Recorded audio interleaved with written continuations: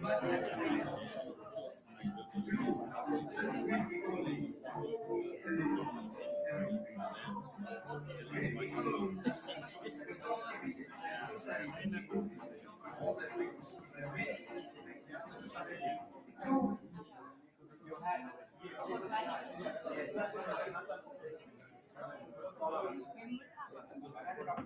voudrait ma banane c'est okay.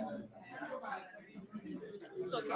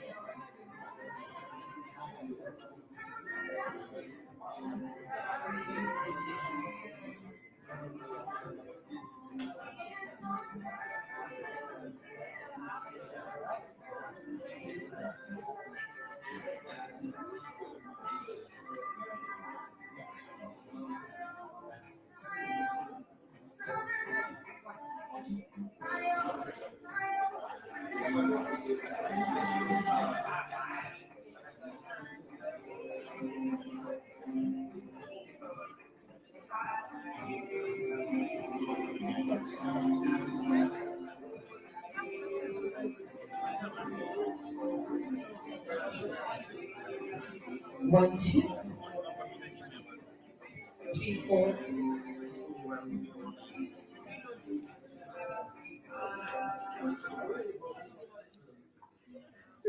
Hello, welcome back. Was she good? Come on. We'll delay lunch if you don't cooperate. If I say something, please respond. Was tea all right? Yes, yes, we welcome you back. I am V Candy, and it's good to be here. The first session was indeed an eye-opener as we had different speakers give us some special remarks. We also want to welcome our viewers online. Thank you so much for making time, and we are here for a solution-oriented approaches. Yes, we are here to come up with solutions, resolutions, and to go back to our spaces and implement. It is the climate change and environment conference that is happening right here at Holiday in Harare, and we'll be moving to the next segment of the program. Doc. Thank you so much. Tea was definitely interactive. I saw people talking, and I think that's the essence. It's not to eat, although eating is a byproduct of what's happening, but the networking I saw is very good. So the next session, which is titled Disaster Risk Reduction Management and Climate Financing, are we heading the right direction? Are we heading the right direction? To chair that session is Dr.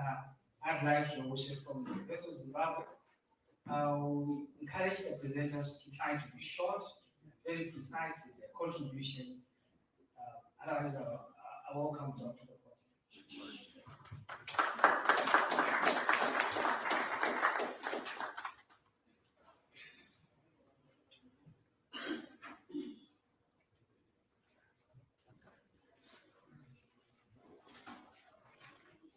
All right.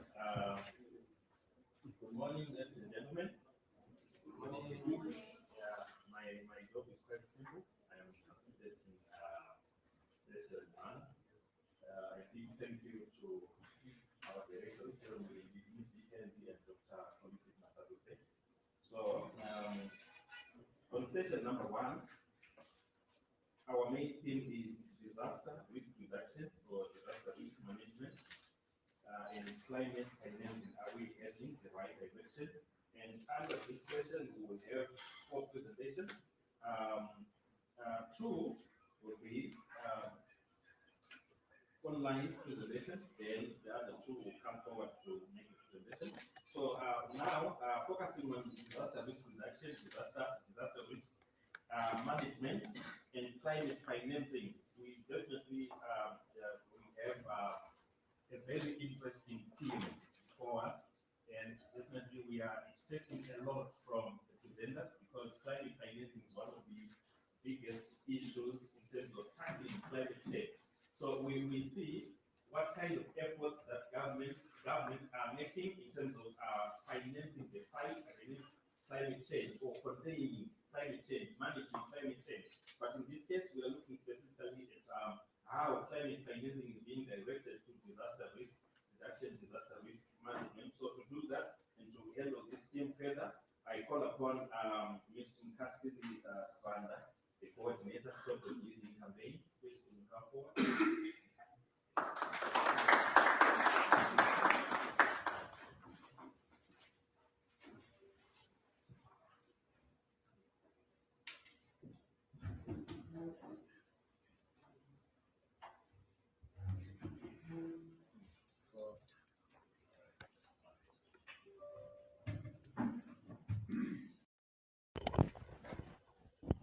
Thank you.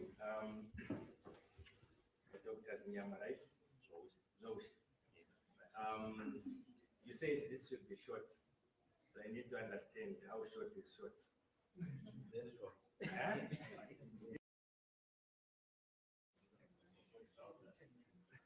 Okay. At least so it's better so that I tell my presentation. Good morning to you all. Yeah, it is a huge honor to be here I'm not going to speak, but also to contribute to the conversation, mainly from a climate finance angle. So, to start with, where are we heading? You know, I normally give this example that when I started my driving lessons, I would easily focus on the windshield because it presents the bigger picture of what lies ahead if you want to accelerate. But I was always reminded the three small mirrors, the rear view mirrors, are very important for you to appreciate where you're from if you want to move forward and accelerate further. So, before we talk about are we heading in the right direction, let me adjust the rear view mirrors so that you get you get a clearer picture of what to see. To start with, climate financing. It is not a matter of aid to Africa, flowing from developed countries to flowing from developed countries.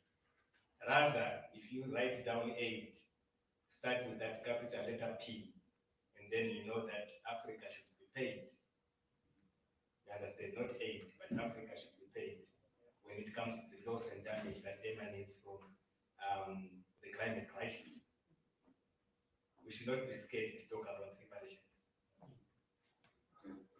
Because Africa contributes a mere less than 5% of the greenhouse gas emissions that cause global warming and resulting in most severe and frequent weather patterns.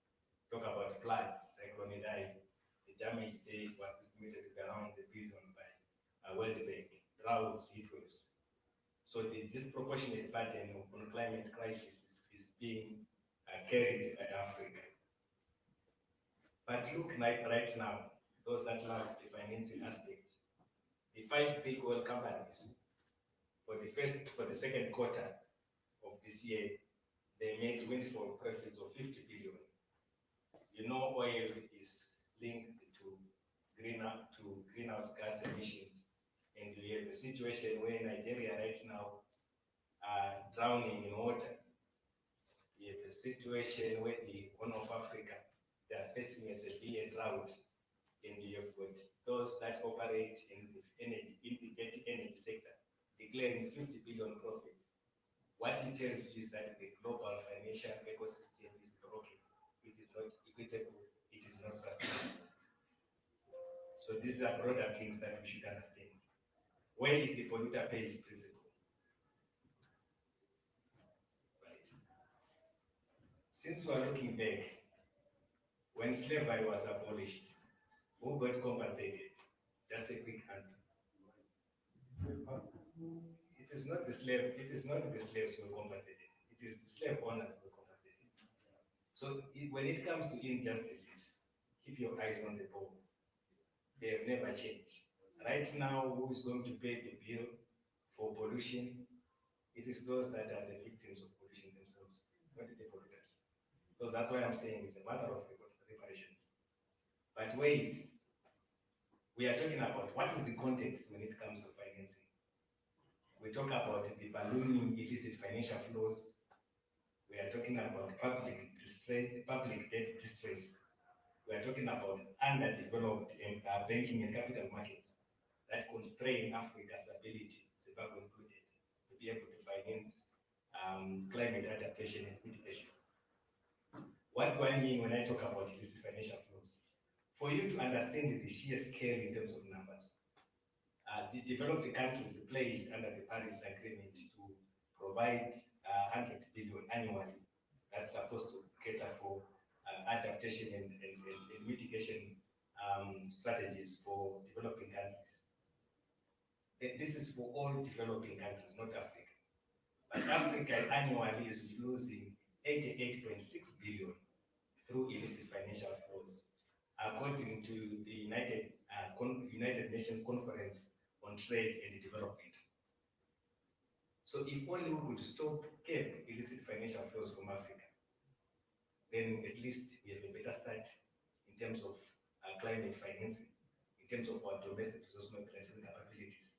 But why are illicit financial flows occurring? Largely through tax evasion. It is because of the broken global financial ecosystem that makes it easier for a multinational corporation to use tax havens that are mainly tax havens and secretive jurisdictions that are mainly in developed countries. America, number one in terms of the secretive jurisdiction. Your Switzerland, your UK, they talk about aid, but at the same time, they are the biggest beneficiaries of our destinations of illicit financial flow from Africa. And I want you to refer to the high-level panel report on illicit financial flows report that was endorsed or adopted by the AU in 2015, led by His Excellency Thabo Mbeki. There is one startling finding that I wanted, two things that I wanted to share with you quickly. The first one is that Africa is a net creditor to the world.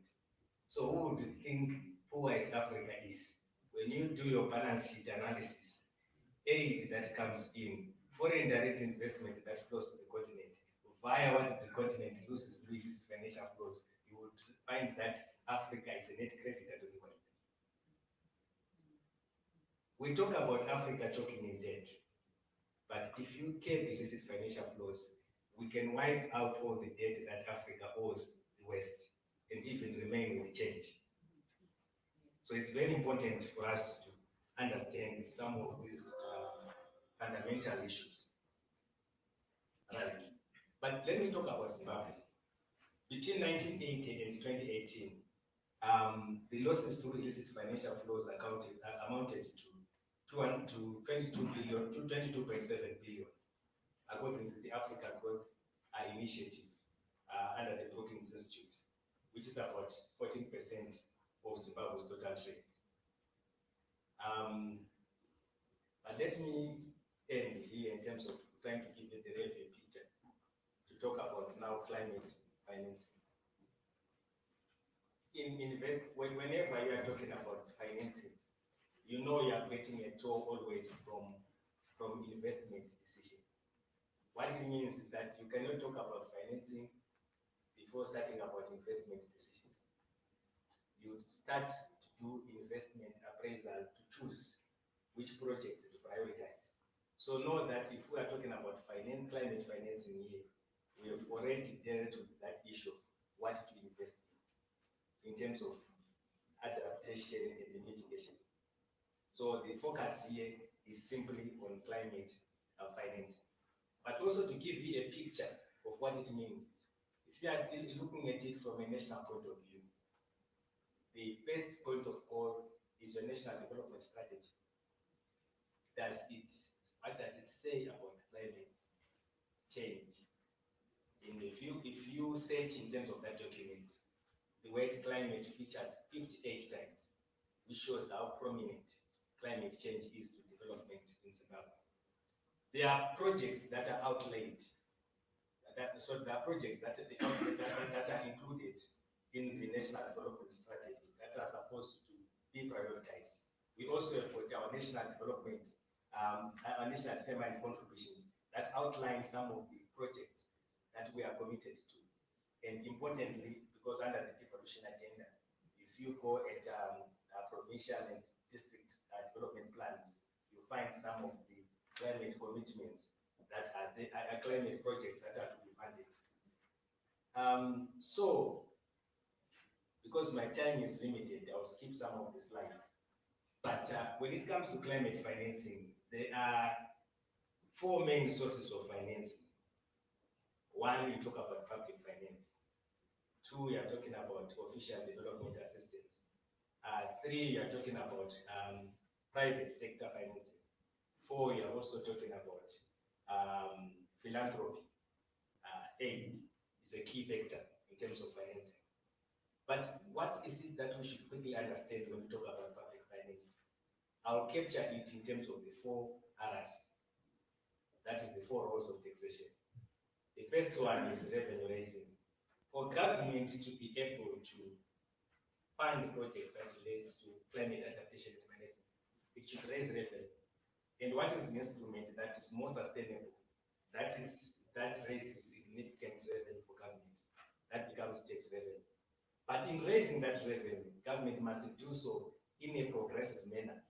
If you look at the Constitution, Section 298, on principles of public financial management, the burden of taxation must be equitably shared. What it means is that those that earn more must pay more, and those that earn less must pay less in proportion, as a proportion to their income. So the issues of equality, fighting inequality, and reducing poverty are embedded in terms of how government should raise revenue. Then the second issue is about redistribution. Redistribution, even though you don't pay tax, you may not contribute tax, everyone should derive benefits from public goods and services. So that's where the concept lies. It is at the heart of making sure that the resources are distributed to infrastructure, goods and services, which poor people rely on the most. Women, when you talk about climate change, you are not talking about the burden of food, feeding families, you are talking about the health care burden, you are talking about the energy burden, you are talking about the water burden. So to what at our public financial management system, how the budget is distributing resources to mitigate some of the challenges that women are facing in terms of availability, accessibility, affordability, and the quality of public services, right? The third role of taxation is redistribution, repricing, sorry. When you talk about repricing, ordinarily government would want to discourage some certain behavior. So you punish them through taxes. For instance, consumption of tobacco, consumption of alcohol, there are excessive duties that are being paid, excise duty for that. And equally so, for consuming carbon fuels, there is a tax that comes called carbon tax. It is there to discourage. And ordinarily, this revenue should be ring-fenced and be plowed back to ensure that we see some of the effects that comes out of that. So, but repricing is not only punitive. You can also reprice in a very proactive manner to ensure that you encourage consumption of certain goods and services. When you talk about climate change, your green machines, in terms of import duties, are you paying duties? Are you paying VAT? So there are tax credits, waivers that government can give to promote the use of green technologies. Then the last one is the representation, the social contract, which is quite fundamental to understand. So that's why we have got public participation embedded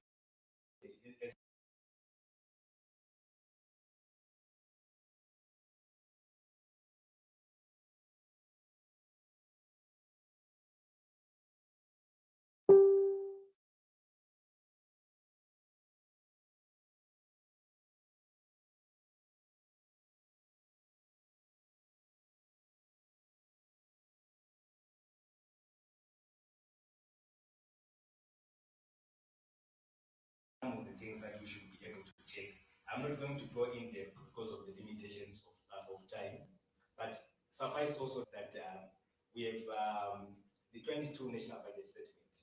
If you refer under page 72, if I'm not mistaken, 73, there are allocations that have been made there in terms of climate mitigation and adaptation.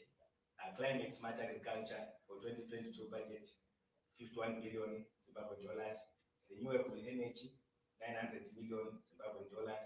Disaster risk management, 495 million Zimbabwean dollars. Do your math, convert them at the current rate of officially 1:680.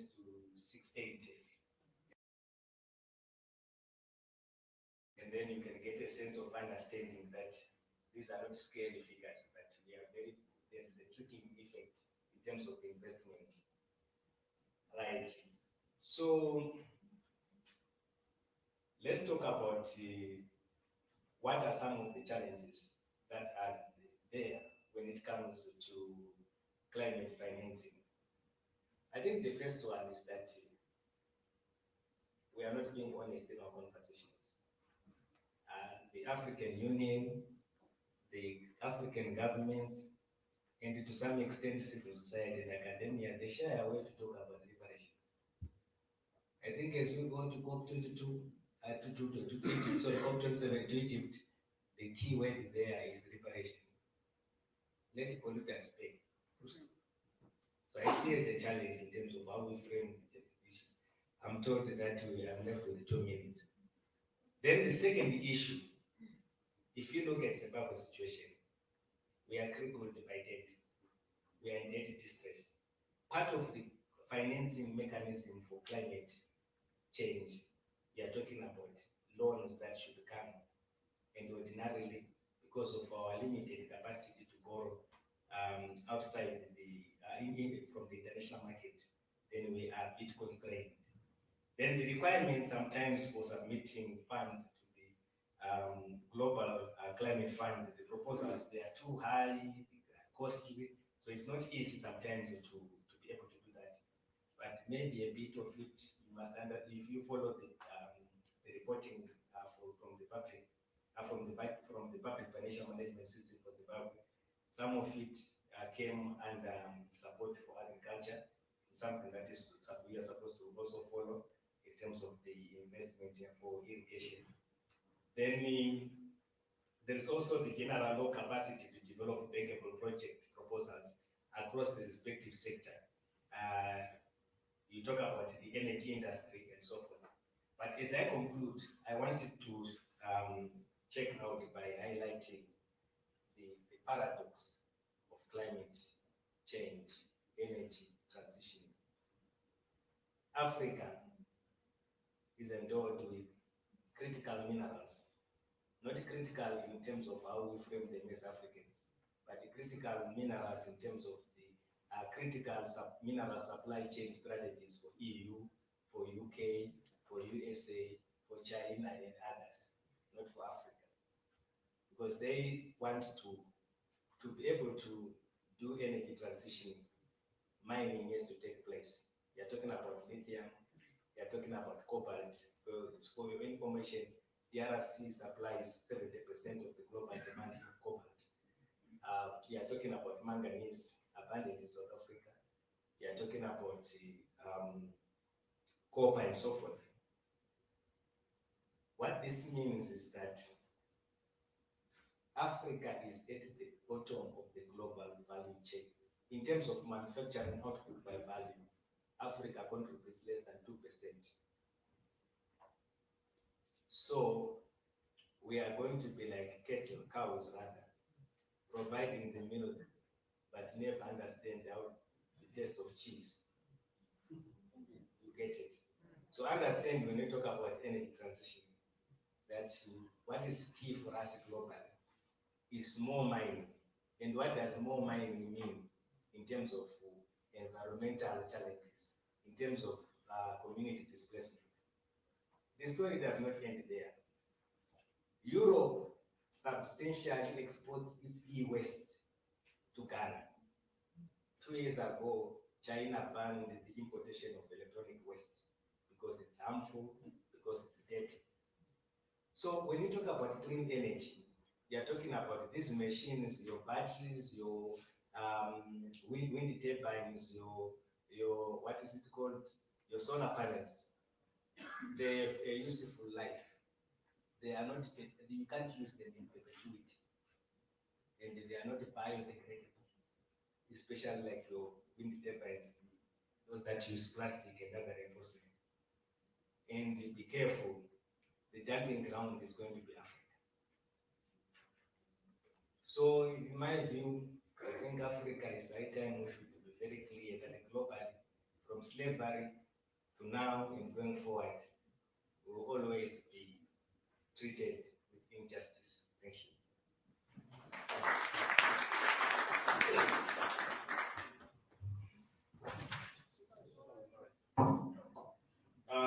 Thank you very much, Mr. Mukasiri. That was a very insightful and interesting presentation.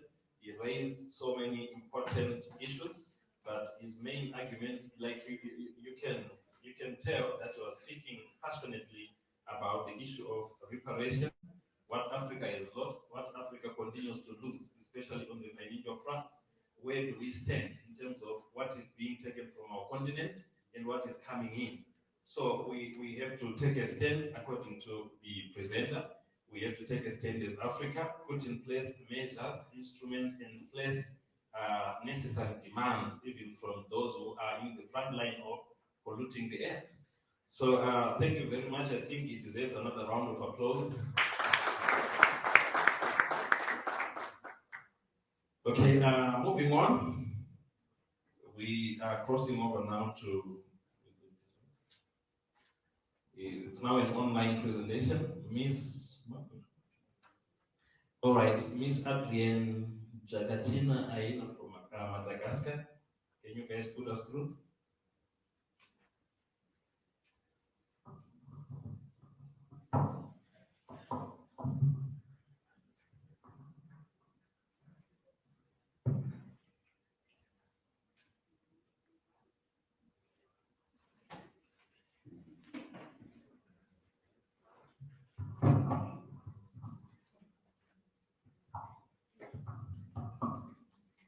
Yes, we can hear you. We can proceed.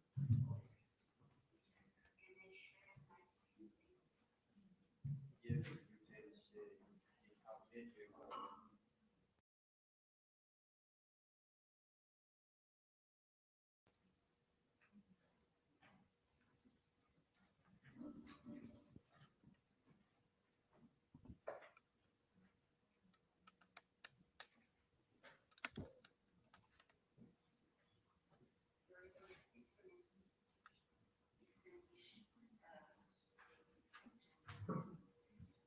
Greetings from Antananarivo. Thank you very much, Chair, for giving me the floor. It is a great honor and pleasure for me to participate in this conference on such important subject that concern all of us. I would like to thank the Southern African Forum as a member of the Africa Youth Advisory Board on Disaster Risk Reduction and also as a researcher at the Development Center for Economic Studies and Research called SERED at the University of Antananarivo, the laboratory working specifically on the social, economic, and financial aspects of risk and disaster or crisis management. As we already know, our communities are vulnerable and are exposed to greater disaster risk from climate change effects. According to the African Climate Report 2021, which was just released last month, Africa is highly exposed to water, stress, and water-related risks, such as devastating droughts and floods that hit very hard our communities, economies, and ecosystems. Knowing also that the price of loss and damage after each disaster is very high,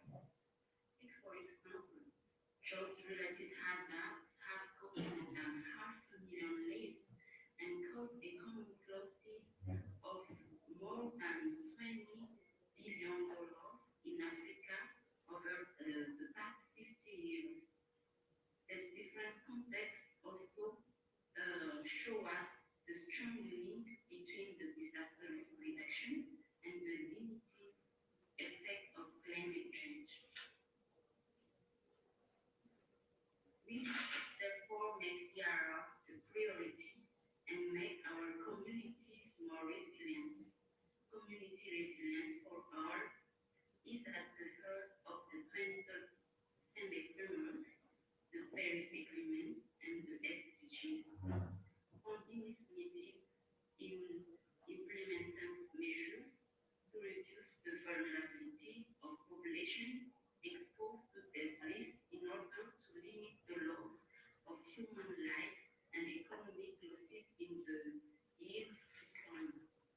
To this end, various initiatives, commitment, and efforts are already being put in place by stakeholders, government, the private sector, the society, youth and children, etc.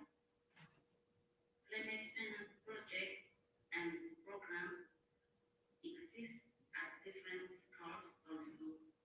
In addition, various disaster risk financial initiatives are also being implemented, including prevention activities, which is very important as research pointed out that $1 invested in risk prevention and treatment saves up to $7 in reconstruction.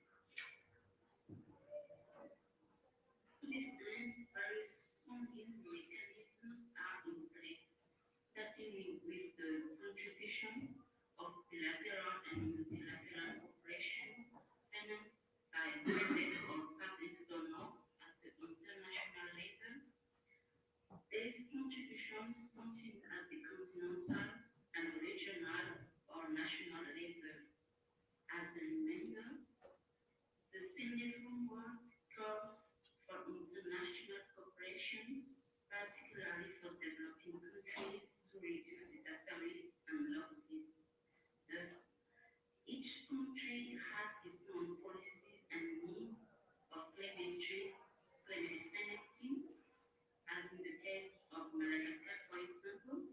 Disaster risk financing is provided on the one hand by the government's own resources, such as the intervention fund and the contingency fund, and on the other hand by donations, contributions for bilateral or multilateral regional cooperation, like the initiative by the Commission of the Union African.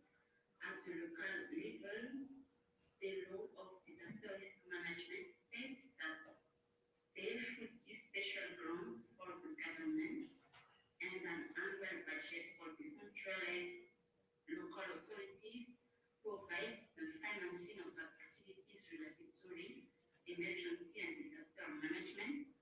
But in the reality, we should observe if it really exists. In practice, donors such as International Monetary Fund or World Bank or African Development Bank, etc., are very involved in disaster risk reduction and climate programs and projects. But is that enough? This is a question. Are we heading in the right direction? During the last global platform on disaster risk reduction, held in Bali last month of May, it was highlighted that despite the increase in funding in the past decade, communities are still very largely affected by this hazard. So we need to ask ourselves if our policy invests in world-wide risk reduction measures, or is there enough financing to purchase flood insurance, or do we invest in solar panels to reduce the risk from climate change, or are the existing funding adequate or efficient enough to allow us to quickly reach the objectives that are legal, or there's different programs and finding opportunities inclusive and accessible to all, including as actors, sectors, youth and children, the local level close to communities? Do they prioritize funding for human-centered, high-impact action at the community level? To answer all of these questions, the organization of the conference, like this one, like the SAYOF, is very desirable because we need to listen to everyone's opinion, considering that all of this reflection can help us answer our main question at the beginning and allow us to understand how our choice and decisions on climate finance contribute to reducing people's vulnerability to all types of disaster risk and to improve their resilience. To conclude, we may need to have better analysis to understand why, despite increase in GRR funding, we still see an increase in disaster damage and losses. We may probably have to have a paradigm shift on the existing funding mechanism so that the funding have the desired effect and that no one is left behind, and to have the Africa we want. I thank you for your attention.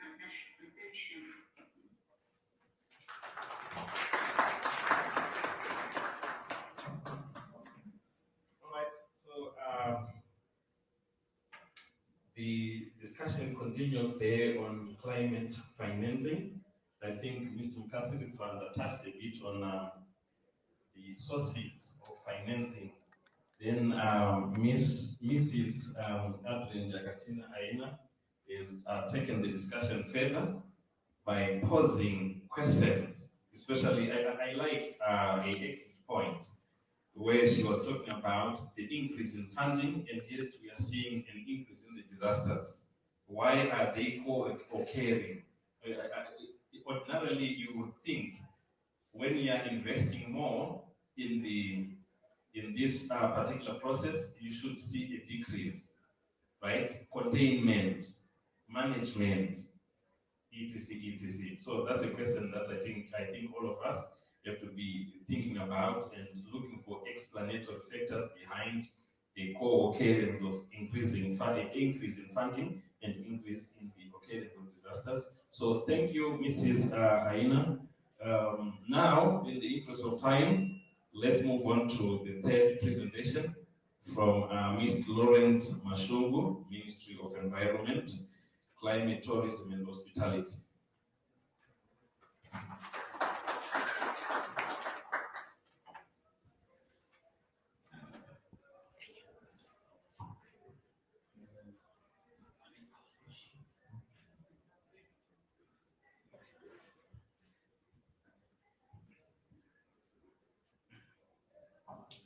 Thank you so much. I am Lawrence Mashung. I'm from the Ministry of Environment, Climate, Tourism and Hospitality Industry. I'm sure those who are coming from other countries, if you Googled and obviously found some very interesting places around here. So take time to visit.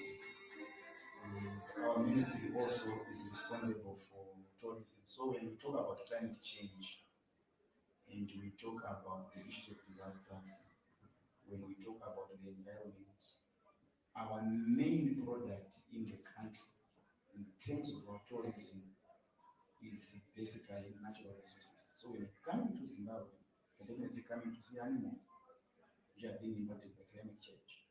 You are coming here to see our biodiversity, so you're coming to see our Victoria Falls. And when you talk about reduce the water levels, definitely are going deeper into our existential issues, that is tourism. So that's very important. I just want to make this point very important.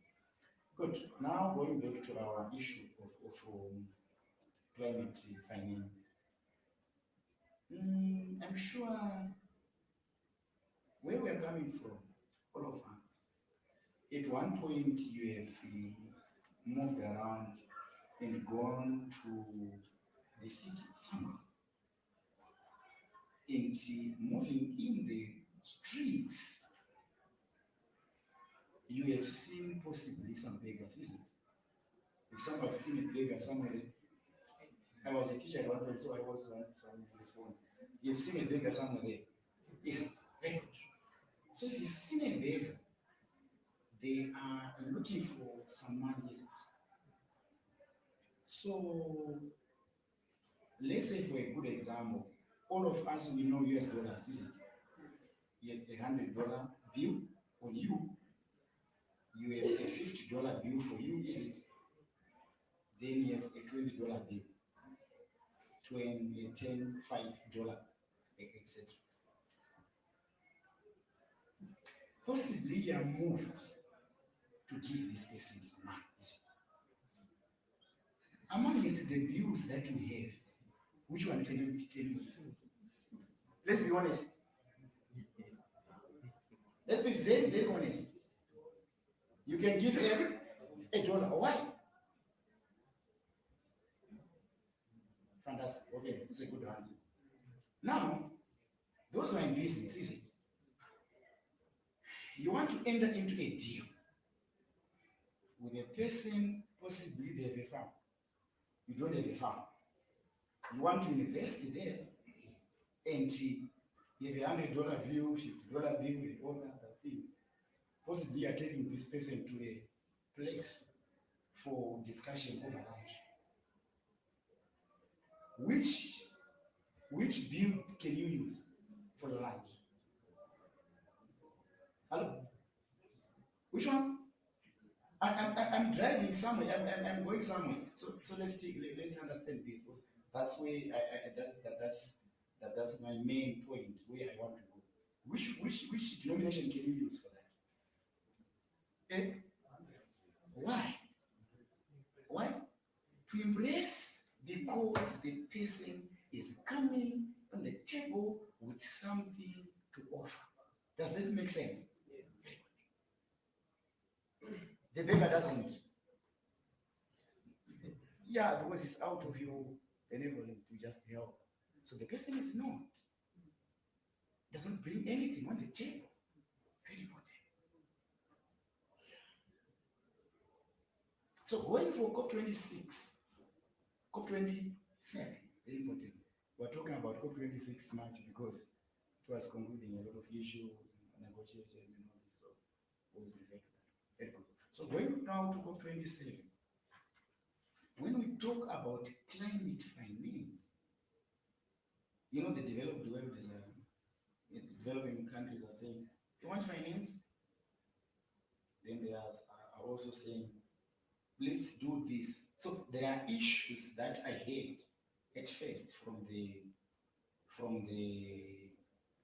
ambassador from Egypt.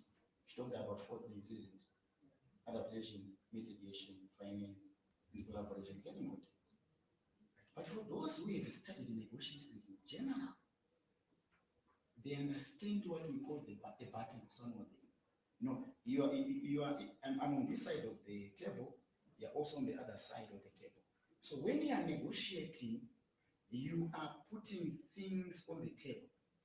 So if there is nothing for you to put on the table, I can always draw all things to myself, isn't it? Very important. Now, so as the developing countries are saying we want finance, the developed countries are saying we want to have this support. For me, I'm seeing the narrative coming from the developed world as somebody who is in the streets.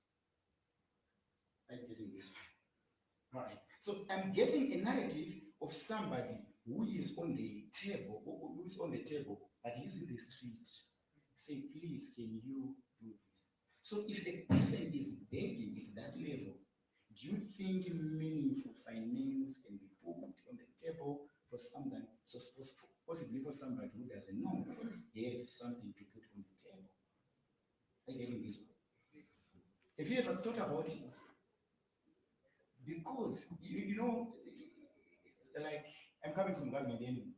So the thing is like when we talk about climate finance, we have seen, let's say, a country possibly want to change the whole energy systems.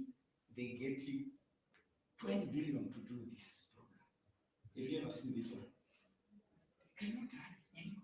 So when we are talking about climate finance, one thing that is very important as a source of finance, that is for me, anyway, because I'm also a finance expert in terms of that one. That's my thinking.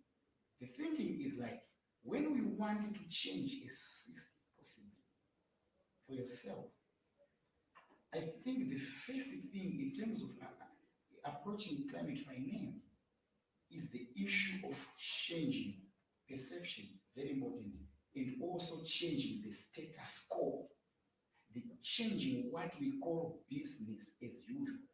I'll give a very good example. How much does this cost? 50 cents. Very important. Who is in farming here? Someone. Yes. How much does a cubic meter of water cost?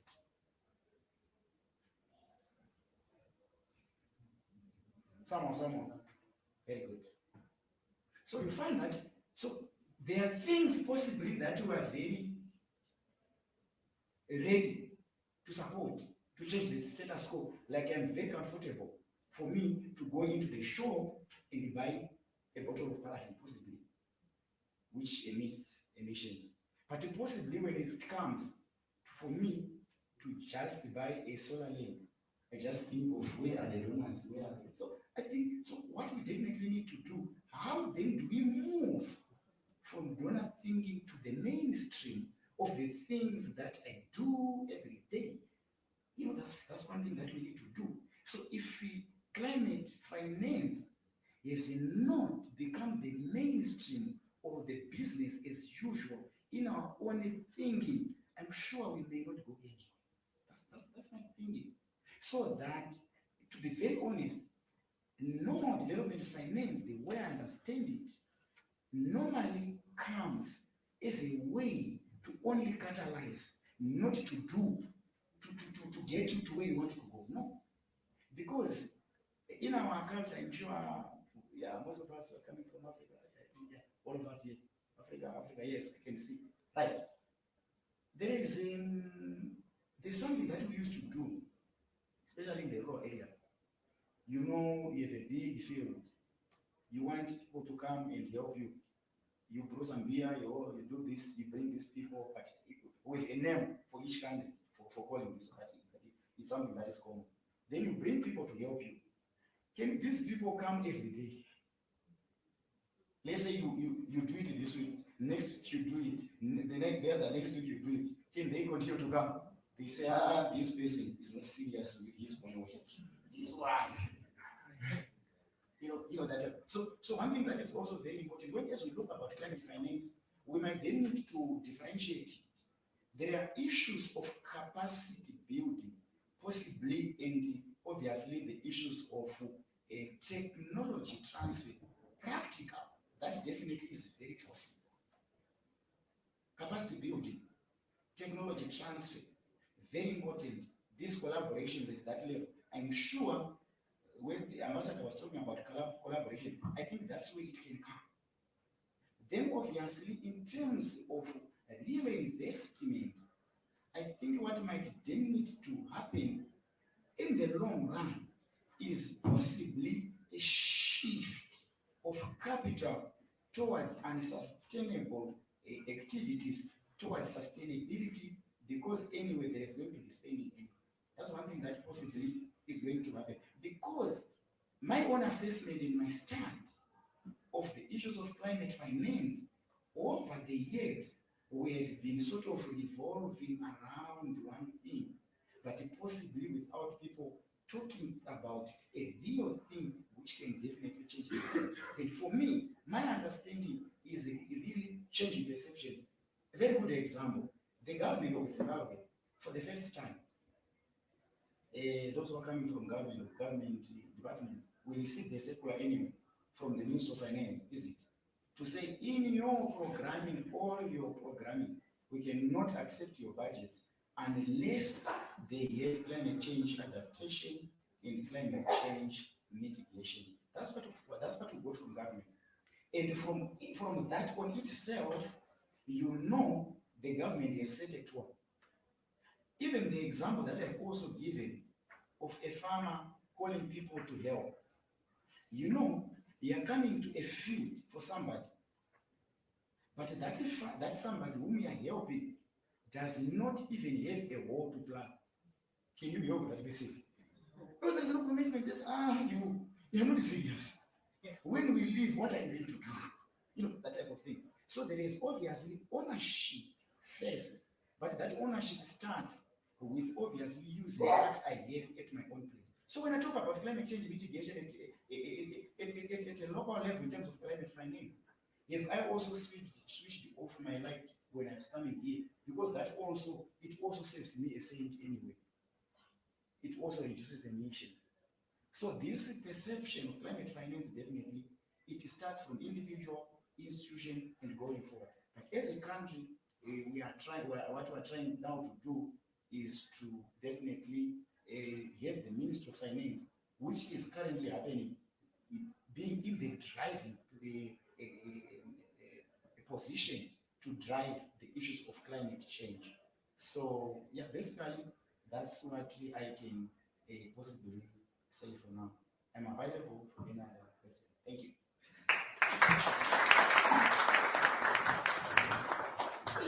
All right. Thank you, Mr. Mashungu. Very interesting and eye-opening examples.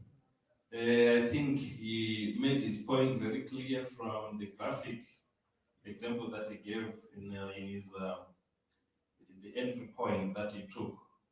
So I think we have a lot of questions when the time comes on this.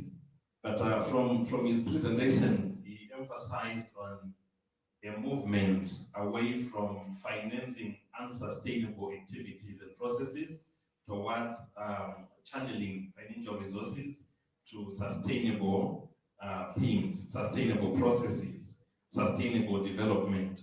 You also mentioned the aspect of technology transfer, and most importantly, he emphasized on a shift away from donor-centered approaches to combating climate change. Thank you very much. I think it deserves another round of applause. Now we are moving to the last presenter on session 1, Ms. Charity Musiwa, and this will be online.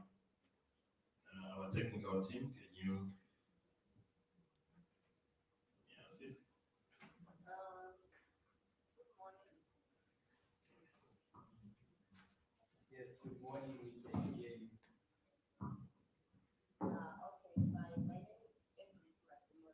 I'll be making a presentation on behalf of Ms. Charity Musiwa.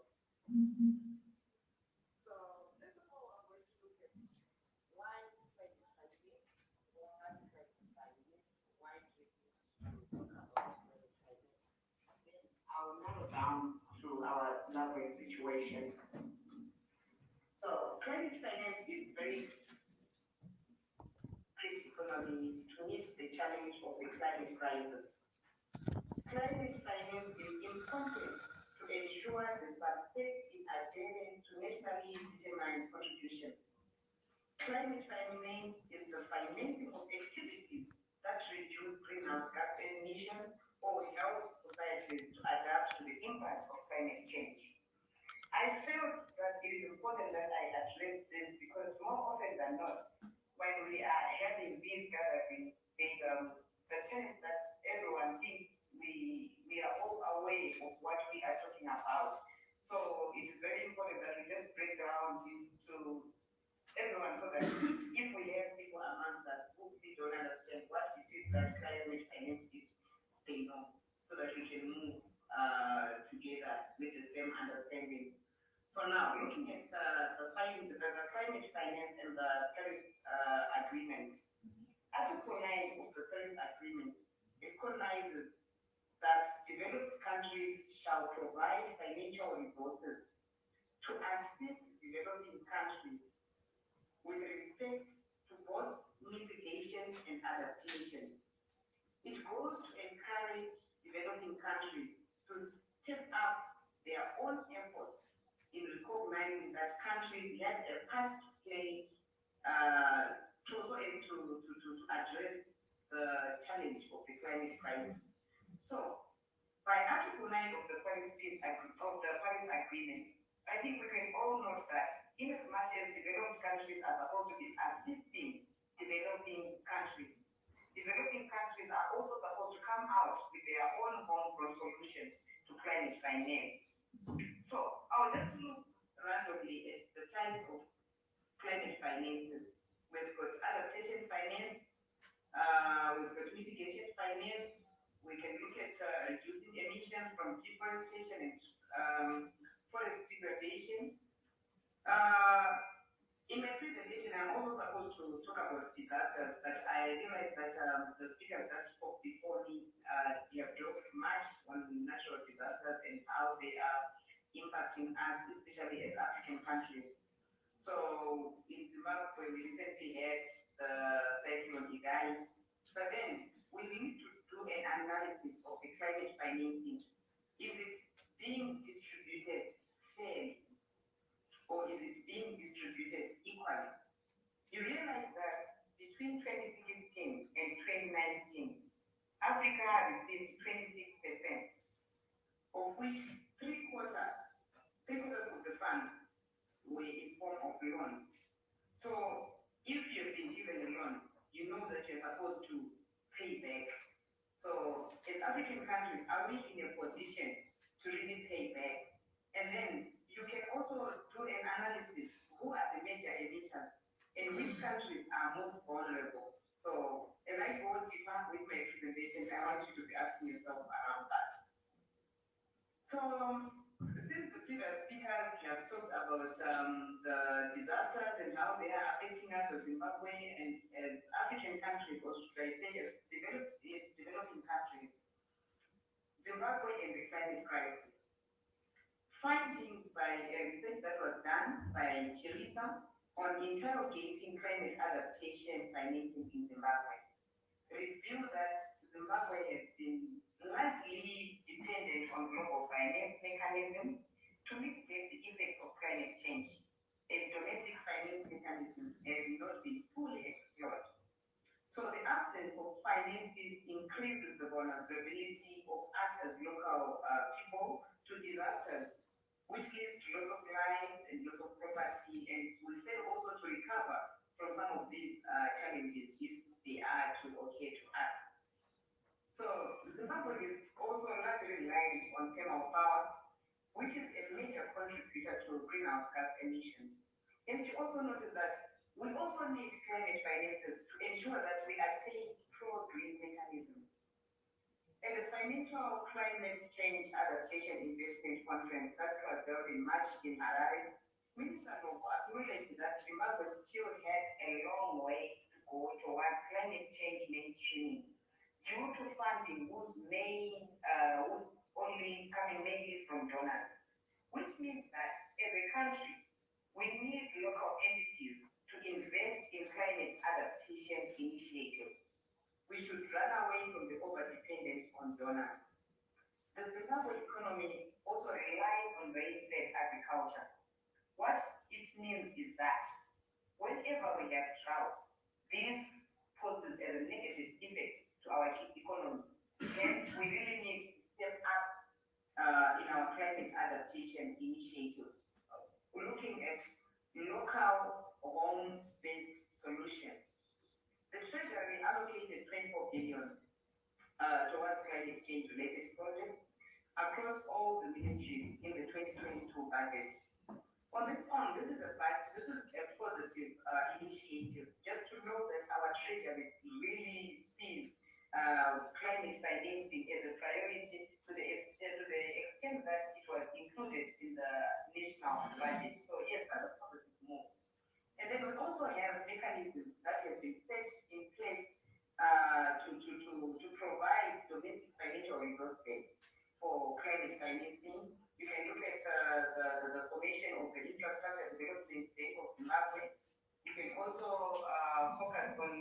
focuses on green climate funds, national adaptation planning facility to reduce the country's vulnerability to climate hazards, as well as to increase Zimbabwe's resilience given the challenges that are coming along with the climate crisis.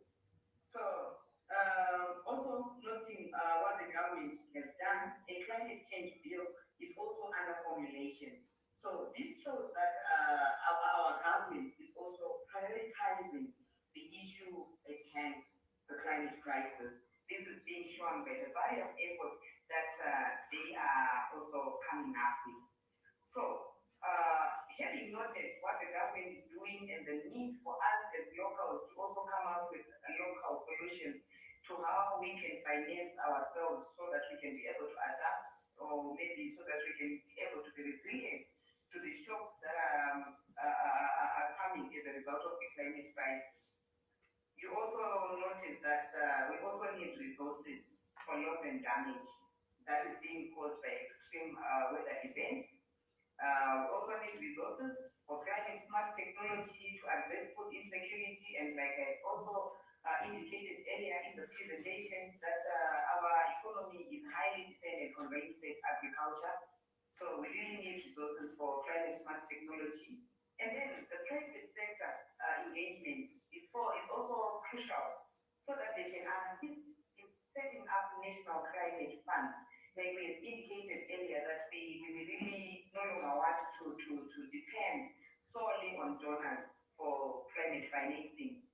And then we also need the climate disaster response strategy. It needs not just to be there, but then we need to start implementing these strategies. And we also need to look at gender responsive budgeting when we are talking about climate financing, especially since we are talking about home consumption. So when we budget, our budgets are also supposed to be gender responsive. Then I indicated that 3/4 of the financing that Africa was receiving was in the form of grants. So as Africans, we don't need the form of loans, sorry. We need grants, not loans for climate financing. And then the other thing that I felt is important that I should bring up in this presentation, I'm also an advocate in disarmament. And the reason why we denounce disarmament is that militarism is not being talked about when we're talking about the issues of the climate crisis, but you realize that militarism by the global north countries is the major contributor to greenhouse gas emissions. And then we are here now talking about climate finance. There's a study that was carried out by CIPRI. That study proved that in 2020, nearly 2 trillion was spent annually by the global north countries on militarism. Yet, when you look at climate financing, they only pledged 100 billion. So that's a challenge. You are spending 2 trillion on militarism, which is contributing to the climate crisis, and then you pledge 100 billion to climate financing. So this does not add up. So why am I speaking about this? I know we have people on this platform that will be attending COP27. As we do our discussions with COP27, let's bring in the issue of disarmament and how much is being spent by the global north countries on militarism. Right now, we are all aware of the situation that is in Ukraine. No one is safe. We are also facing the repercussions of the war that is happening in Ukraine there. So yes, the issue of militarism is very pertinent when you're talking about climate financing. So to conclude, I would like to thank you all for paying attention, and I would like to thank you guys for inviting me to speak. Let's keep the momentum, and I'm also looking forward to seeing some of you in Egypt. Thank you so much.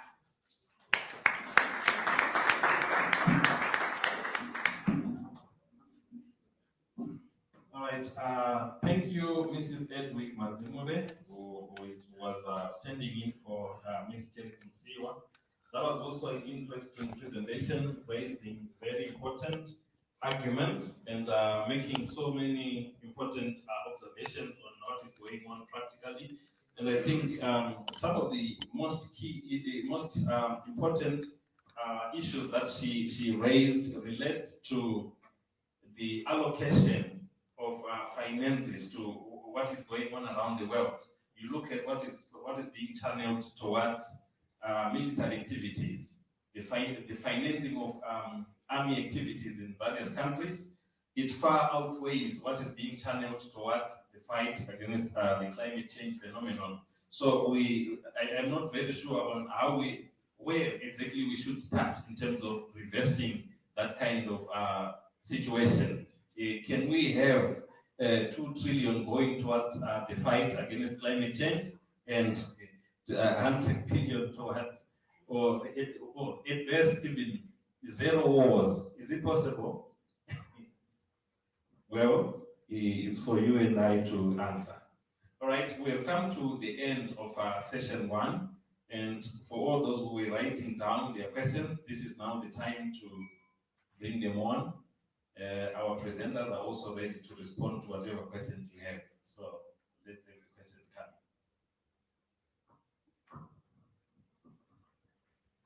Okay, so partly to manage our time, we're going to have an innovative approach to questions. If you have a question, just jot it down and get the question. If you're directing it to someone who deliver to the person, then at some opportune time, they'll get a response. You get a response. So we're just managing our time. If you have a question, just signal by raising your hand, and we'll come to you, and collect the paper, and we'll give it to the person that's supposed to respond. Thank you. Thank you, Dr. Zowushe. It was important to have those summations that you're giving, but also the presenters that gave impartial pleas. You can actually tell that they are not doing this out of the love for money or what, but you can see there are people that have committed themselves to this cause. They've been following through events, key events. I think it's something to learn from. I really appreciate it.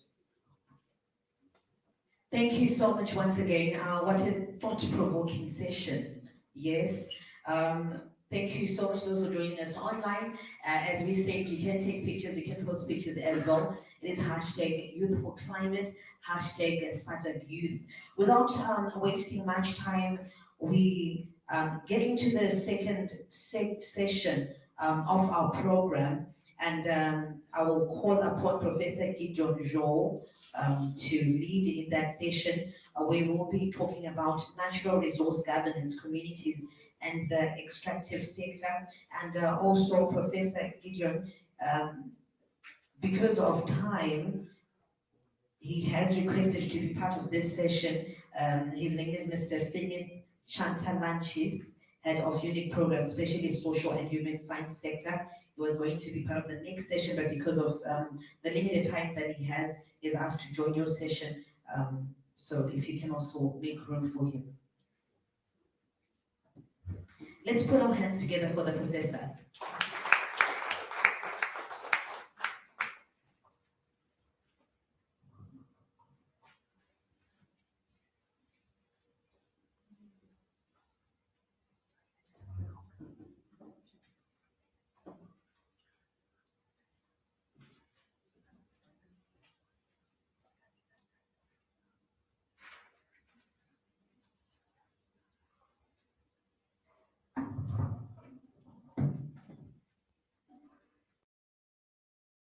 Session is just been announced, is on natural resource governance, communities, and the extractive sector. The central theme here is governance, and we all know when it comes to governance, it relates to issues of transparency, issues of accountability, and also issues of fairness. But the question is, what are natural resources, and why is it important really to ensure good governance with respect to these? And when we say extractive sector, what are we talking about? Why do we bring communities? Because most of the extractive industries or activities take place in rural communities. So definitely we expect to hear much around these issues. Perhaps without much ado, on this lineup, we have Honorable MP James Zinyama to be the first presenter.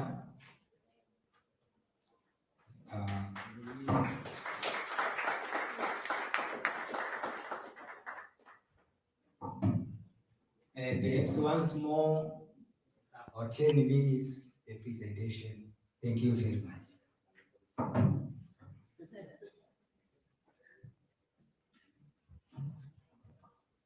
At least I'm the only politician in here. You should understand me in terms of time. Because if I see audience, something comes up, I think of campaigning. So I'm not going to do that today. Good morning, everyone. I think it's still morning, right? Yeah. Thank you so much. Good. So I will, given the topic that we have, natural resources, I'll be touching on the parliamentary perspective. Also localizing these issues. So first, I'll highlight that Parliament has 3 roles, and these roles are obvious. And I said to myself, well, with these obvious roles, as a leader, because I was like that I'm a politician, I'm a leader. So as a leader, I should also have another a 4th role that an MP should play. So in the roles we have legislative role, we have oversight role, and we have representative role. But the 4th one is diplomatic role, which an MP, which is another role for a member of parliament. So in this context, I will then highlight on the legislative role, so that MPs have a role to ensure that mining agreements, mining activities, and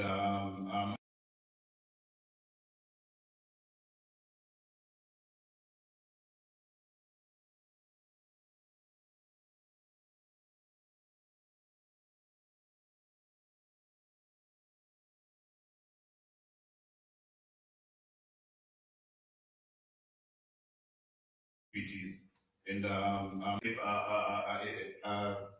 it is also it is also our part of our role to review, to explicitly state and to make sure that it explicitly states out community and mining activities regulations without bias or partiality, and also to ensure that our climate change deal, which is also coming, will be approved. That will be approved. It will be approved in line with the law and constitution regarding its adaptation and mitigation measures,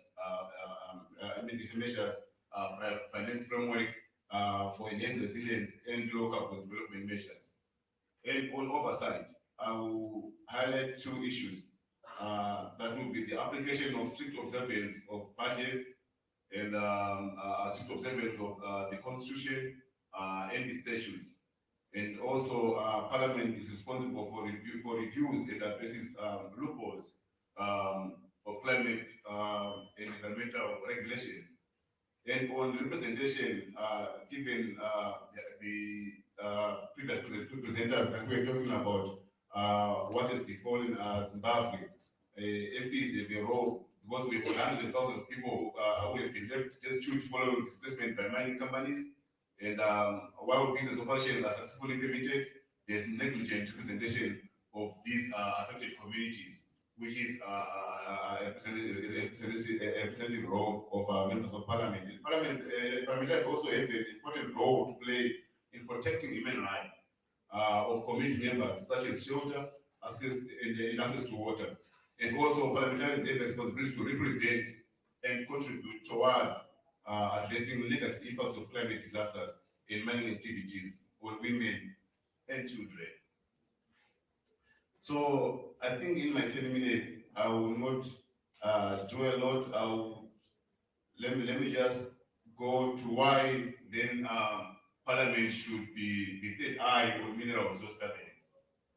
So minerals, oil and gas are natural wealth. Their exploitation ultimately must deliver equitable and tangible development outcomes to citizens without endangering or polluting the environment.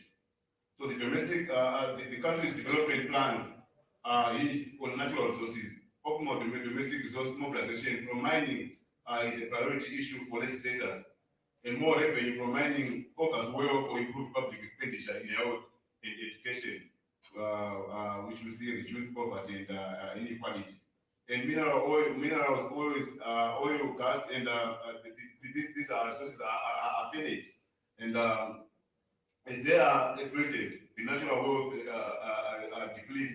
Therefore, revenue from extraction must be invested in productive sectors of the economy and enhancement of human development, and also the development within and of mining value chains. Stronger mining economic linkages and diversification is a chief priority issue for legislators.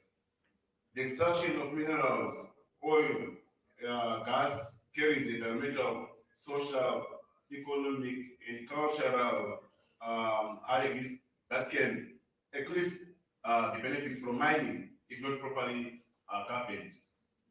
And legislators must take the balance sheet approach to mining the benefits and liabilities.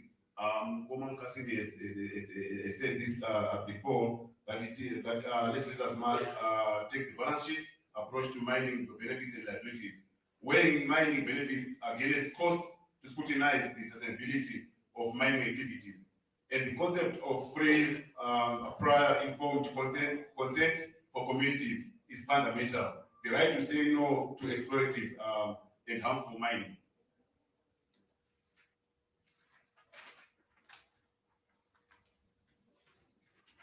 I think I'm still correct. I'll then highlight the challenges and opportunities from the parliamentary perspective. So there's the issue of opaque mining agreements that undermine Parliament's legislative and oversight role. And also criminalization of artisanal and small-scale mining encourages smuggling and violence in mining communities.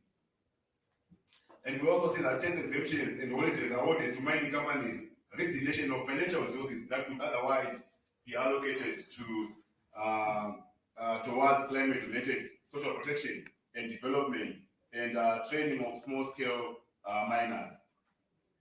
And also efforts in the extractive sector focus more on criminalizing small-scale miners than providing information, training, and technical support. And as all laws regarding eco-friendly mining activities and technology are either underdeveloped or opaque, leading to reckless environmental activities and subsequent degradation. I'll therefore, in my concluding, give some recommendations. And the first recommendation, I think what's important is to align the mining governance framework with the African mining vision and to kickstart the process, urgently sign and ratify the African Minerals Development Center statutes. And also an act of parliament to guide negotiations of performance of mining agreements is long overdue. We are talking of section 315, subsection 2C. And also there's parliamentary scrutiny and approval of mining contracts is linchpin of good resources governance. Because what we always see, the mining contracts, the mining deals, or what we see from parliament is a minister coming to seek condonation. So it means parliament is left to the rubber stampers of this all these deals. There's no proper involvement of parliament in negotiation of these deals. Hence, the oversight becomes also a serious challenge. So it is a challenge that MPs they face. And also to consolidate and bolster frameworks that foster decriminalization and the formalization of artisanal and small-scale miners to ensure the communities benefit from resources in their localities as required by Section 13, subsection 4 of the Constitution. And lastly, to review costly tax exemptions and holidays awarded to mining companies cost-benefit analysis must be undertaken regularly to eliminate redundant tax incentives and tax expenditure. Reports should be regularly produced. And this is what I've compiled for you. But before I sit down, I would like to say to you, young Africans, it's only us who can make a difference.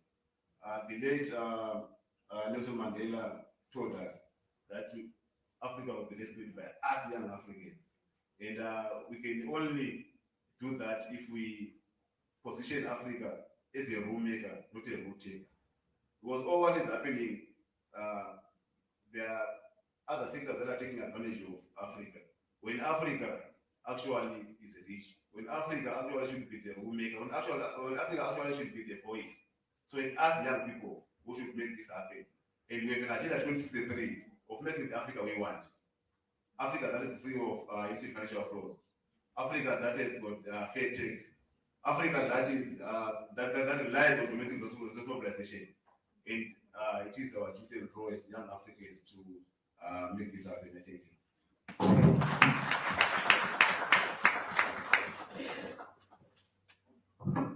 Thank you very much, Honorable James, for the insightful comments on the issue of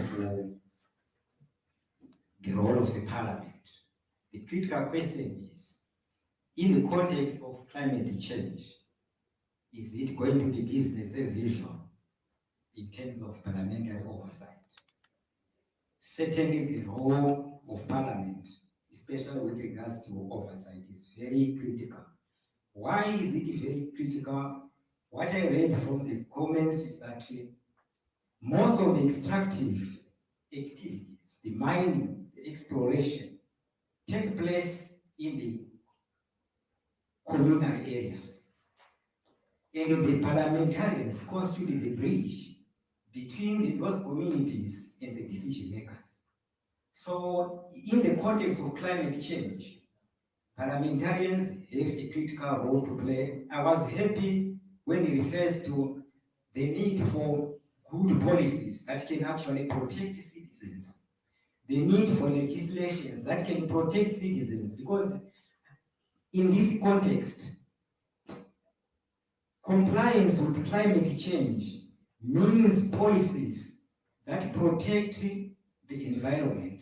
It means policies that guarantee fairness in terms of present and future generations. So it is the role of the parliamentarians to ensure intergenerational thinking in as far as climate change is concerned. The issues of displacement, the issues of beneficiation, parliamentarians certainly have a critical role to play. I would not want to distort what the Honorable MP said. Thank you very much for those insightful comments. And we have another round of applause. Thank you very much. Now we move on to the second presentation, and we have I'm sorry I may abuse the name. I don't know if I captured it correctly. It's Phoenix. Thank you very much. UNESCO. Let's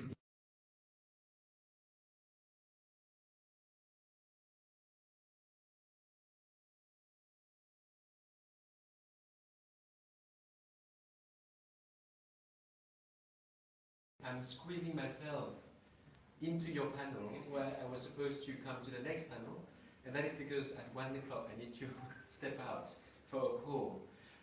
Our friend is going to stream a PowerPoint, but my presentation is related to the ethical dimensions of our discussion, and we have heard voices coming up very clearly on justice, on fairness, on accountability, on responsibilities. So therefore, I wanted to say a word on some of the instruments that you, as young leaders, might need to use or might help you in your advocacy as you're preparing to go to Egypt for COP27. My name is Pinit. I'm responsible of the social human sciences sector at UNESCO. We are based in Harare, but we have a regional office for Southern Africa from Harare. So this is why SAYOF, when you invited us to be with you, we were very glad because we know that you are also working at the regional level of SADC. My presentation, as you will see, will aim at explicitly why we have to build the narrative very clearly, and somebody, I think it was you, we have to not to be shy in pointing to the fact that this is about ethical responsibility for us to overcome the challenge that we are facing related to climate change. And we have tools to do that.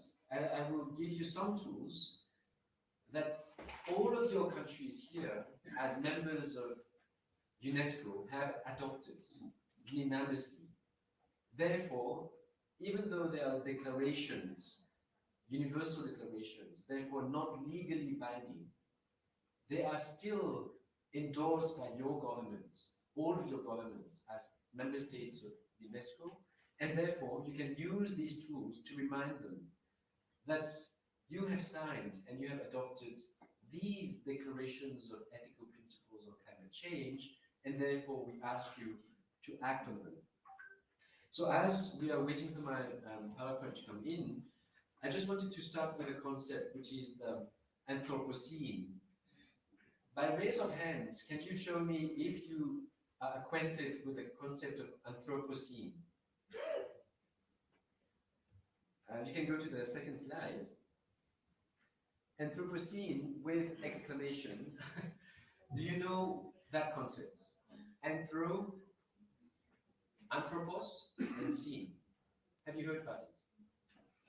Okay, so let us start our conversation on ethical dimensions by this concept. What does it mean? Anthropos means human, humanity, the human being.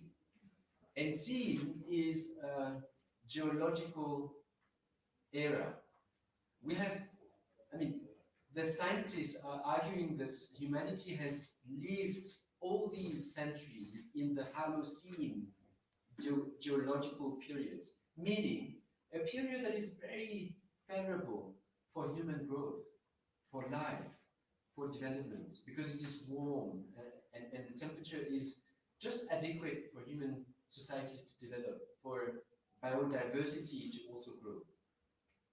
Now we are entering with climate change into an Anthropocene era, meaning that the geological setting of the Earth and of the universe is being transformed by whom? By men and women, by human beings. And therefore the argument is to say, the IPCC, the Intergovernmental Panel on Climate Change, started, and this is in French because I made this presentation in French earlier, but in the 90s, the first assessment report says in 10 years' time, we have to wait 10 years' time for us to have enough evidence that men are changing the climate. And then the second report, 5 years later, says, yeah, now we have perceptible, we have evidence of perceptible influence of man activities on climate. 5 years later or 6 years later, it has become probable that since 1950, the climate has changed because of human development or human activities. And then you come to the fourth report in 2007 that says it is now very likely that we can confirm that human is the causal factor of climate change. And then the report in 2013, it has become now extremely probable, meaning 55% sure that climate change is man-made. So now we have really entered into this Anthropocene era, where we can confirm that human activities are changing climate change over the centuries. What does it mean for us? It means that there is a human responsibility. If it is man who has made this kind of change, it means that man is responsible. And I'm not discriminating between developed and underdeveloped, men, women, or poor and rich. Let's say the human existence on this earth is responsible. And therefore, we have to tell the story about the ethical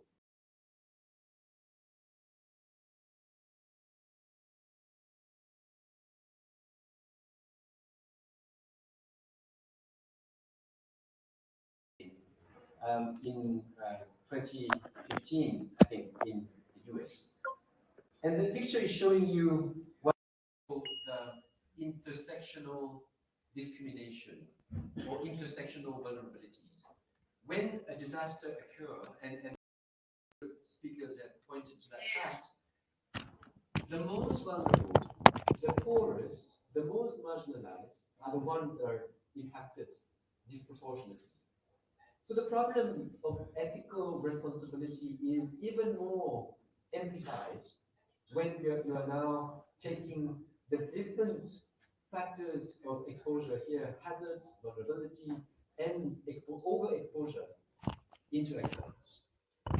And therefore, our ethical responsibility is even higher. Now let us just focus on three questions. One is, who is responsible? And I think you have made it very clear, our friend here, remember your name? Dugu. Dugu has made it very clear that there is an issue of justice. And of course, justice relates to responsibility, who is responsible, who has to pay, who has to take care of the damage. That is the first question, which is a legitimate question. And lawyers, policymakers have to reflect on that one. Now, the second one, who must be protected? And I come back to my narrative that the most vulnerable are the most impacted, and therefore there is an issue of responsibility to protect the most vulnerable in our conversation. And this particular second question is for us as civil society organizations, but also as policymakers to reflect.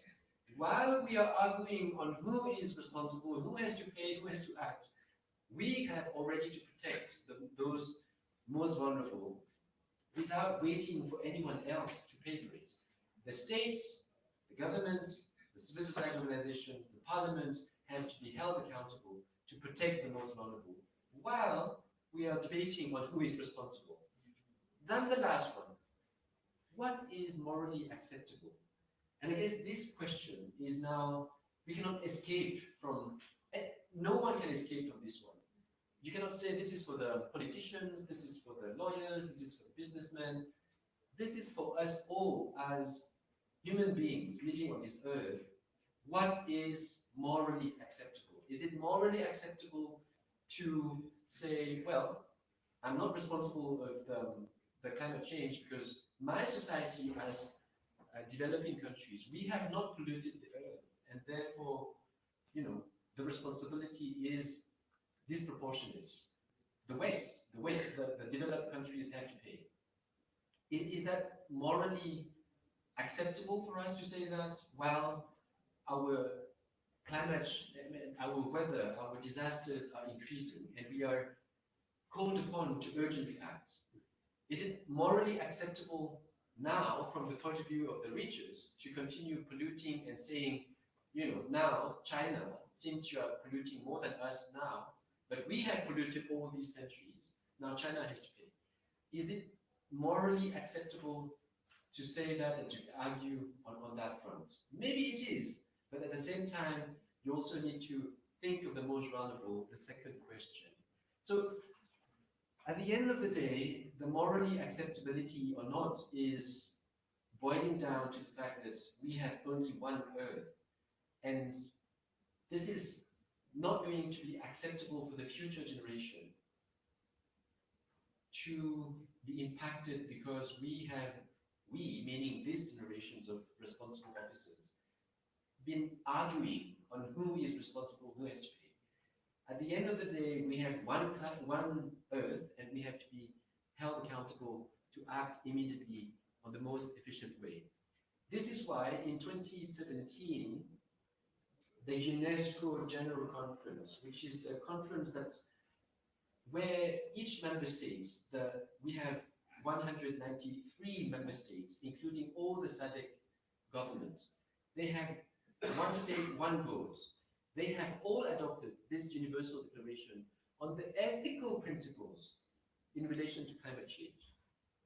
And this is a very important piece because this is the only piece in the international normative framework that is really highlighting explicitly the ethical responsibility of states, but also of private sector, of civil society organizations, of the global community to act on climate change. We're not arguing on the technicality of whether it is man, it is not man, how many degrees. We are arguing on what is morally acceptable. And you have, I think, 5 principles that have been agreed unanimously, universally by member states to say these principles have to inspire us, have to guide us in formulating our norms, our policies, in also adopting consensus at the international level. Now, you can argue that a declaration is not a legally binding document. And you're right, it is not a binding document. But do we remember that the Universal Declaration of Human Rights in 1948 is also not binding? It is a declaration, but it was a very fundamental declaration that has inspired hard laws. It is a soft law. Universal declarations are soft law, it is not binding. But it is really fundamental to inspire and to shape the hard laws that are going to be binding. And therefore, I would like you to remind yourselves, as you're preparing for COP27, that you can use this tool to remind member states, including Egypt, that have adopted this Universal Declaration, whereby they have adhered to the principles that are going to be presented right now very succinctly, but you can check them out on the internet. The first principle is on prevention of harm. Prevention of harm, especially focusing on the most vulnerable. And this is why I started my presentation by the intersectional discrimination. We have the responsibility of preventing harm for the most vulnerable. This is one of the non-negotiable principles that every member state have agreed on. Second principle is the precautionary approach. What does it mean? It means that while you are debating on whether or not you have evidence that it is climate change is man-made, while you are waiting for that scientific evidence, but nowadays we have them, you have no excuse to say we are not acting because it is not scientifically proven. You have to have a precautionary approach, a principle of precaution. You have to take precautionary measures while scientific community is debating. Third principle, equity and justice. Now I'm coming back to the fairness, the equity and justice elements. It has been endorsed as well in this declaration. We have common responsibility, shared responsibility, but differentiated actions to take. Meaning that those that are now developed, because they have polluted the earth all these centuries, they have a particular responsibility to not aid but pay, right? Is that correct? Add a P to the aid. So that principle is here, equity and justice. So it is also made very clear that those that are developed now have a particular responsibility to aid and to protect and to pay. Next principle, sustainable development. And this is why I wanted to also argue with you that as young youth movement, you have to build narrative, I will come back to that, that you are the current generations, but also you're anticipating the risk for the next generations. And therefore there is an intergenerational responsibility that is at stake. And sustainable development, as coined in this declaration, is really linked to that intergenerational responsibility that we have to take. Last one, before last, fifth one is the solidarity. International solidarity, this is where you have all your financing, climate change systems and mechanisms. We are insisting on solidarity because we are saying, again, it boils down to one planet. We have only one, and there's no ground for you to argue that we'll wait for the other ones to act before we act. Everyone has to share information in solidarity. Everyone has to share responsibility in designing policies at a global level to make it work. Last one is very important one, scientific knowledge and integrity in decision making. I'm not going to talk about this, the climate septic movements that are arguing that the IPCC model is not right, that we have no evidence that climate change is man-made, and there's no responsibility for men, therefore, to act. We are saying we have to be have observed integrity in research, scientific research, to inform policy in a proper manner. So, ladies and gentlemen, these are the 6 principles, ethical principles, that you can use in your argument while you're preparing for Egypt, and remind member states that not only they have the Convention on Climate, but also they have signed and endorsed universally these explicit ethical principles. Now, let us not forget the other disruptions that are also related to climate change. And as youth movement, I think it is your role to also, as the lady earlier said, disarmament. Let's also reflect climate change in relation to disarmament. So therefore, let us reflect also climate change. I skip that. Scarcity of resources. We have already talked about it. But what does it mean in terms of ethical dimensions? It means that powers, superpowers especially, will fight for resources. Therefore, there is a power relation that is going to exacerbate over the years to come, because everybody will be running after resources, and we have heard Africa is the land of resources, and everybody is going to fight. And we have to be aware of that. Digital world and artificial intelligence. We are arguing now that we are going into a very intangible, immaterialized world, which is not true. To produce a digital devices, you will need metal, you will need a lot of minerals. Where does it come from? Right? The mining industries, extraction industries. Where does it come from? Africa, essentially. And therefore, we have to also be aware that our world, digital world, where the youth are going to live in the next generations to come, we would argue it is going to be very digital. It is not true. It is going to have an impact on climate, on environment, on polluted waters in mining industries. So therefore, let us also connect climate change to AI, digital transformation. That has a cost on climate. Social inequalities. Again, social inequalities with COVID, we have seen it has deepened, and now we have we have gone back many decades in achieving sustainable development goals. And therefore, there's also a responsibility here ethically, because now that there's a deep social inequalities, it will be very difficult to create confidence, to create trust, to create solidarities, because there will be a lot of anger to come. Last one, political skepticism.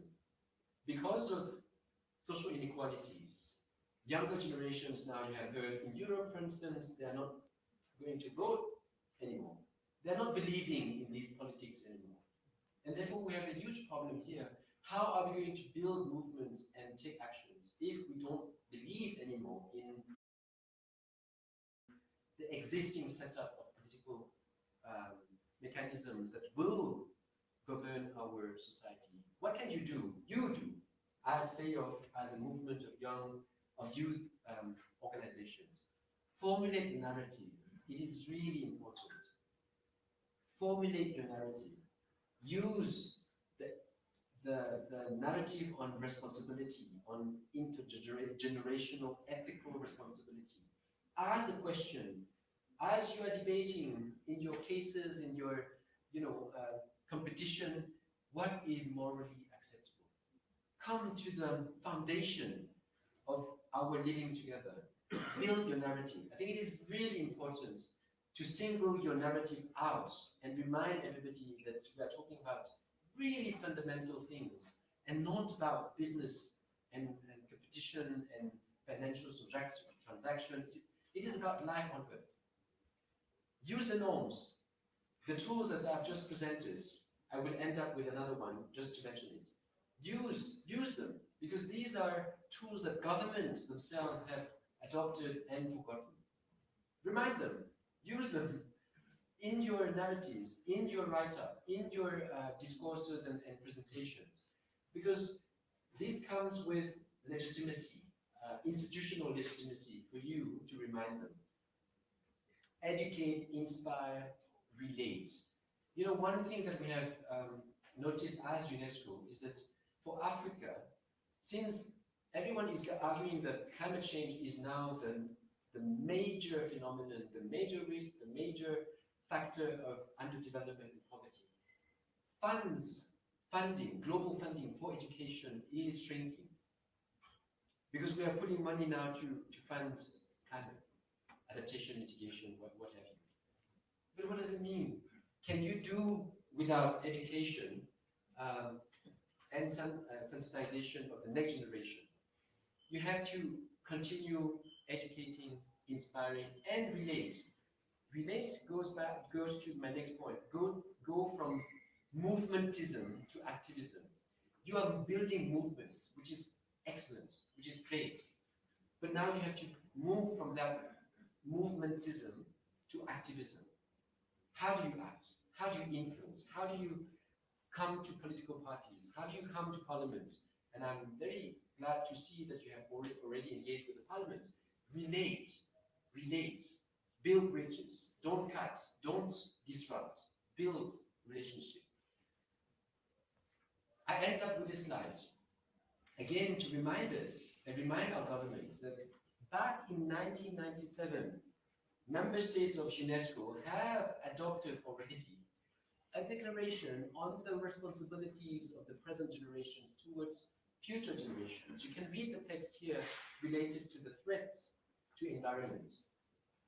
We already have explicit international norms that point to the fact that we need to act to protect future generations. And you, as young youth movements, you have to remind them of this. They are the one adopting this and then forgetting it.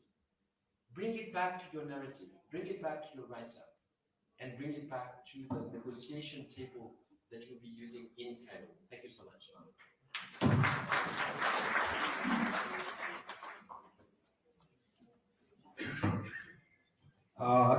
Thank you very much, Mr. Philip, UNESCO. Indeed, situating ethics within the context of climate change. It was really a riveting presentation. The three questions that you asked, who is responsible, who must be protected, and what is moral acceptable, will remain, informative in as far as the COP27 is concerned. You also brought to us the concept of Anthropocene. I think I went through some learning, a learning curve. But what I got from that presentation is that you are saying if climate change was brought about by mankind, then mankind is there's a moral obligation to undo what it did. I think that was very important. And as we go, should I say, as we move on to COP27, we'll take note of the soft laws, the declaration that you noted. You highlighted that although there are soft laws, we should take advantage of those because they are exploitative. They enjoin our leaders to comply with those declarations. Thank you very much, for the presentation. Yeah, we move on to the third presenter.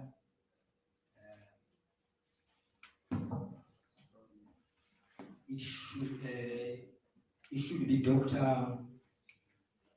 Kiratloy Mogotsi, with Business School, South Africa. I hope I pronounced it well. Over to you, Dr. Kiratloy Mogotsi.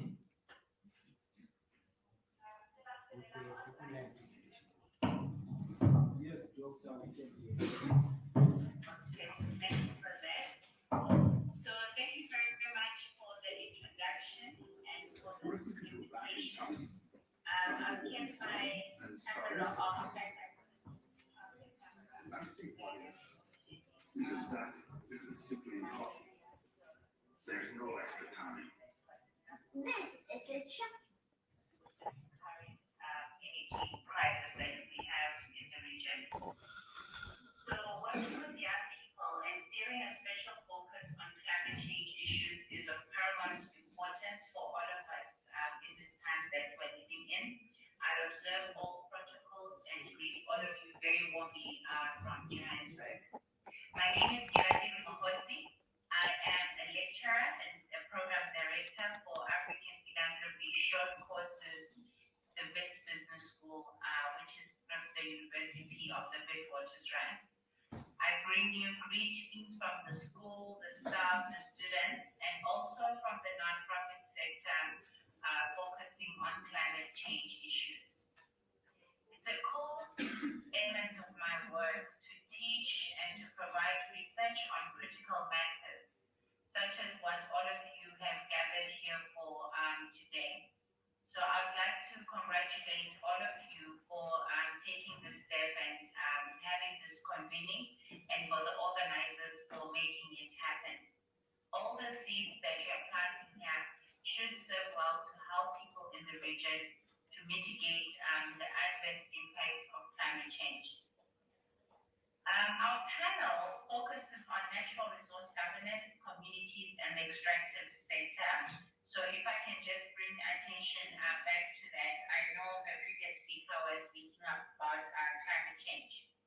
So myself being a development professional, I'm going to zone in particularly on communities and the extractive sector. When many people think of natural resources, what do you think of? You think of gold, diamond, platinum, and the like.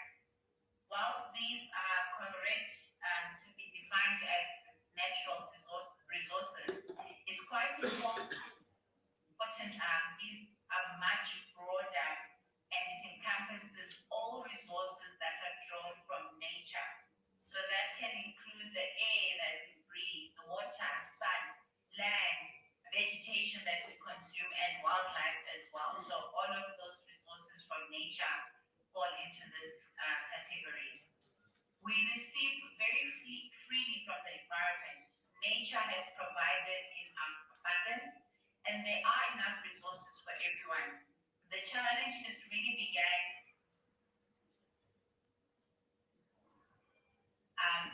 where we have this mindset that we do not have enough. So this causes an imbalance in life, imbalance in nature, and makes many things become unnatural, such as water shortages, air pollution. Some animals are becoming extinct in our region and the like. So when you live in harmony with nature, it's actually able to take care of you. I'm so happy as I look through this program that the conference is going to have a session which focuses on indigenous knowledge, as most of the teachings of how we can live in harmony with nature exist through our indigenous knowledge systems. But what role can communities play? So you and me, as players, as citizens and young people of the region, what can you do to safeguard our natural resources, to cause less harm and reduce these imbalances that are mostly man-made? We need to employ what is called circular thinking. And I'm going to repeat that. If you don't remember anything that I've said today, just remember the circular thinking. It literally means something going around and around. So it pertains to 3 R's: to reduce, reuse, and recycle. I enjoy watching National Geographic. If I do watch TV, I would prefer to enjoy a documentary or National Geographic. You'll observe that in nature, the biggest animal that we have on Earth is the blue whale. It's a massive, massive creature, and it eats tons of food every single day. And yet, the seas have enough food to sustain it. So they didn't become extinct. The seas have enough food to feed the blue whales so much that they reproduce and get more. Most of us here in Africa are familiar with the African elephant, massive animal that also consumes a lot of food on a daily basis. But Mother Nature applies the circular model and the circular thinking that I'm discussing with you now for all things to work in harmony. Elephants, because they consume so much, they produce a lot of dung, which is a food source for other animals and other species. So what was lost in the elephant's mouth is reused by others as a source of food, as a source of manure for more vegetation to grow. So therefore there's a recycling and a reusing process of that dung which the elephant had removed as waste. So equally, us, you, me, and communities, we can reduce, reuse, recycle our resources. Right now, we're supposed to be in our rainy season in this part of the world, so it's a bit late. But a few months ago, you guys remember it was raining in the middle of our winter. The year. So we had abnormally excessive rain, and that could be an opportunity to harvest that water, reuse it, recycle it to be able to water vegetation for longer periods throughout the year. As another simple thought for people, you and myself, in our homes we consume fruits and vegetables which you probably buy at the supermarket or at an open market. These are fully biodegradable, meaning that you can reuse them as compost. So even when you finish eating your apple or finish eating your pear, what you throw away is a biodegradable product which can create compost. Compost allows you to enhance your vegetation and help it to grow. So that, ladies and gentlemen, does not require government or community members to do. One thing we always struggle with in Africa, not just our region, is over-reliance on government to do things for us. This circular concept, this circular model can be implemented by anyone, wherever you are, and most of the time it doesn't need too much investment to do so. So finding a way to harvest water from the rains, because our rain seasons are so ad hoc now, creating a compost in your garden will require a couple of hours for you to set it up. Growing fresh vegetable gardens, so you also have some sort of contribution to your own natural resources as well. Or this one requires money, like we have the sun in abundance here. We are struggling with energy. In South Africa, just yesterday it was stage 2. Today it's now stage 3, and sometimes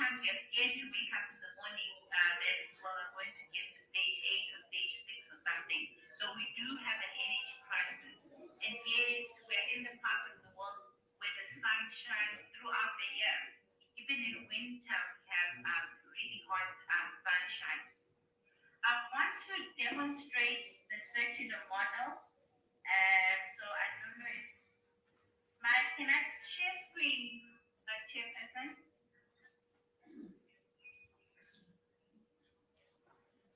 Can you see my screen I'm sharing?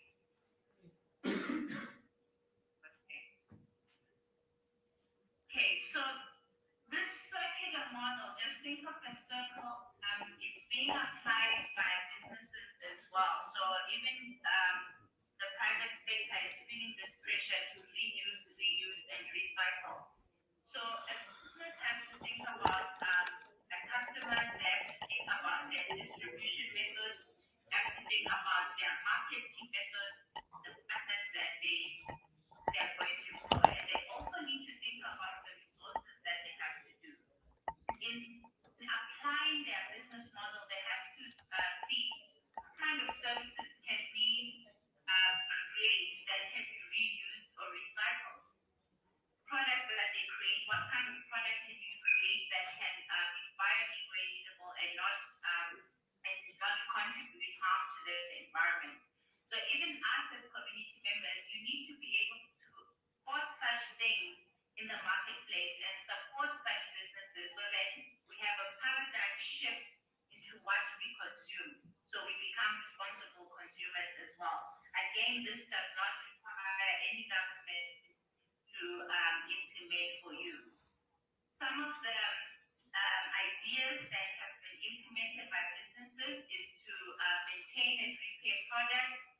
They're able to share and reuse products, to upgrade, refurbish, and remanufacture products. So in this day and age, 2022, you cannot embark on a venture that creates a product that cannot be destroyed, that doesn't have the end of it, and it cannot be recycled at the end of its process. Recycling materials as well at home. So in your homes, you just need to look at the products that you consume and things that you consume.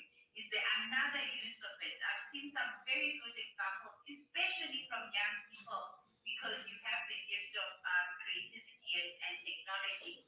Like this entrepreneur had taken tires from old cars, and then reused them to create a chair. So he remanufactured those products so that it becomes a chair, and you are selling those chairs and making money in the process. So find ways to see waste products, how can they be reused again to meet a certain need within our market, and this could create employment opportunities as well, and we don't complain about the unemployment crisis. So circular thinking applies to businesses, it applies to community members as well. And I'd like to really encourage all of you to apply this. And I want to leave you with the 3 R's: reduce, reuse, and recycle. Thank you, Chair.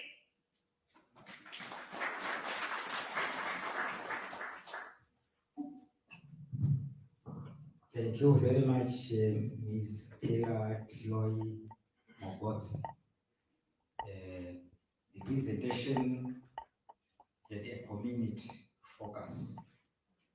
It also had a focus on extractive industries, extractive activities. Your notion of natural resource, the broader notion was quite enriching, because in most cases when you talk of natural resources, we tend to exclude some of the issues that living in harmony with nature was a very good message, especially as we want to see what is the role of our main communities, what role should communities play with regards to climate